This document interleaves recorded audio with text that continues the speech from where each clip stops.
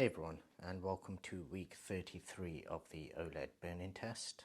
This is a weekly burn-in test that I run on my LG C9 OLED. This is the 65-inch model. Model number is OLED 65C9 PLA. So first thing we will do is we will begin by looking at the hours used. So this is the total hours used for this particular set, so it's 1353. The OLED compensation count, which is OFFRS. This is the mini pixel refresher that runs after every 4 consecutive hours of use, and once you've switched it off, and that has run 257 times. And the major pixel refresh, which is a manual one, was run once. This also runs after 2000 hours of continuous use, I believe.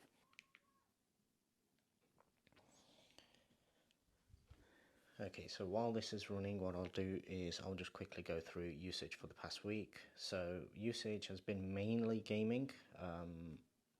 There was a little bit of sports, a few of the evenings, but it was mainly gaming. I don't think we watched any movies this week, and there was no TV shows viewed on this week either. The hours, if you look at in comparison to the last burn-in test, you'll see that they're actually very similar. So it's had probably a lot less usage this week compared to what it normally would. Kids are back at school, and basically I'm on weird shifts at work as well, so because of that it's literally only getting used for sports. But every type of content that it does get used for seems to be content with some sort of a static logo. So obviously this is a good test.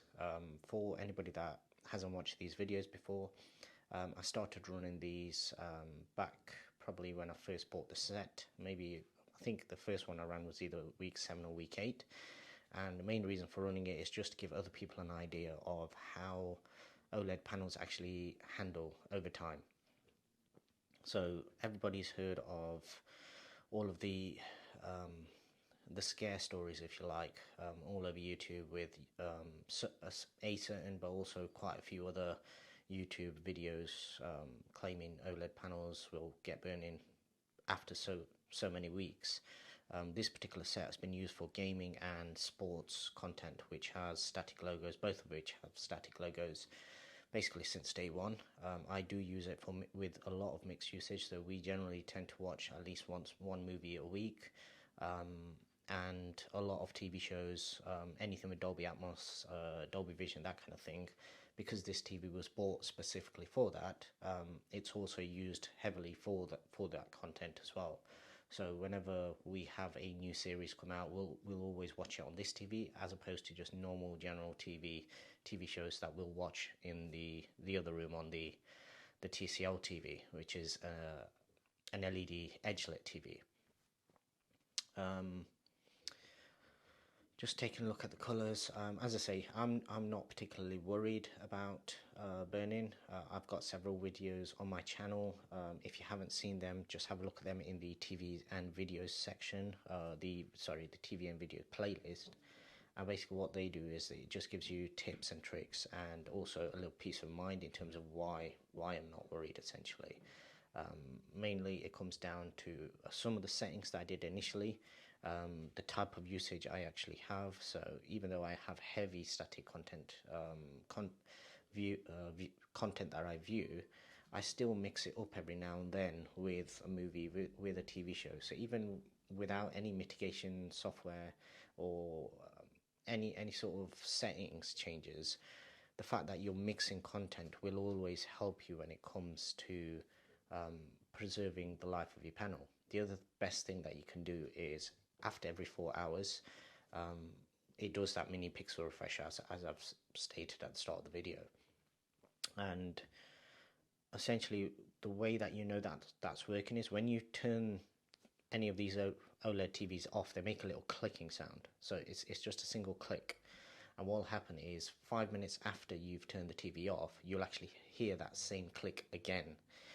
That second click is what's actually when the TV is fully turned off. So until you hear that second click, what's happening is the panel is being assessed in the background. It will appear off. The TV screen will look like it's off, and what will happen is once it's done, checking the voltage of all the pixels and normalizing it all, it'll basically switch off properly, and that's when you hear the second click. So the best thing that you can do for your panel is, if you do use it for long periods at one time, then basically when you switch it off, just give it 5 to 10 minutes at least to run that mini pixel refresh before you then reuse it.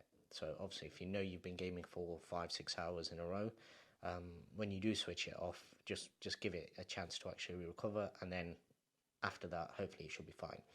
Obviously, if you can mix your content, then that will help. But obviously the panels, these, I've discussed it in several videos on my channel. Once again, plug for the TVs and videos playlist.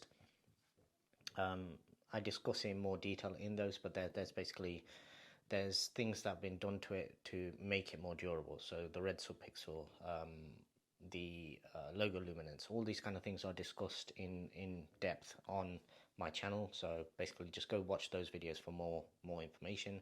This video is basically just giving a weekly view at how the panel looks. So yeah, I do run these normally every Friday. Today is actually Saturday morning, as you might be able to see from the clock in the bottom left. I'm doing this very early, so the voice is a bit coarse, so apologies for that.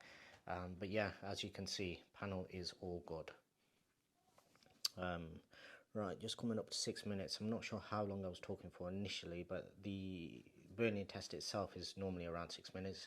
For anybody that does want to actually run a burn-in test, I do also have one on my channel. I believe it's in the LG burn-in playlist. So I have my own, I have a burn-in test as well as a blooming test as well, for anybody out there that doesn't have an OLED TV and just wants to see the difference between what an OLED can do and basically what others do.